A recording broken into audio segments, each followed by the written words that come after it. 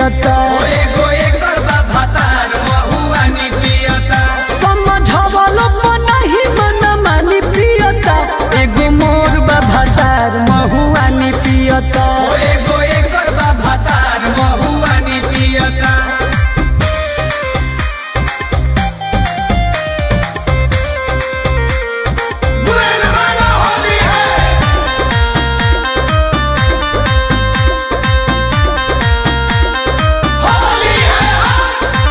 दिन भर रहता वही में लीन हो पियला के बाद करे गजब के सीन हो देखे ना रात वो तो देखे ना दिन हो बार बार खोल देता साड़ी के पिन हो दिन भर रहता वही में लीन हो पियला के बाद करे गजब के सीन हो देखे ना रात वो तो देखे ना दिन हो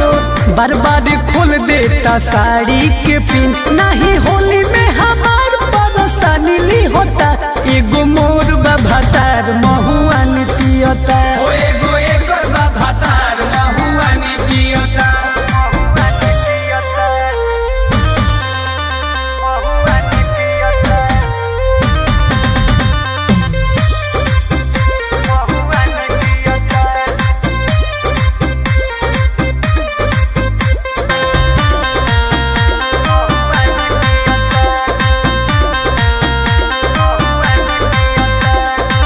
चढ़ते फगुनमा रहता भकुआइल कातिल मलखान नहीं जियारा जुड़ाई अपना सेहत के ना रखे ध्यान हो बसत खाली ओकर दारुए में जान हो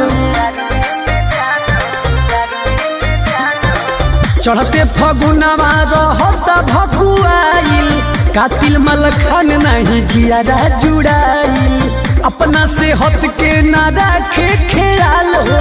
बसत खाली ओकर दारुए में जान रखे कुछ न ख्याल न सवे में जियता एगो मोर बा भातार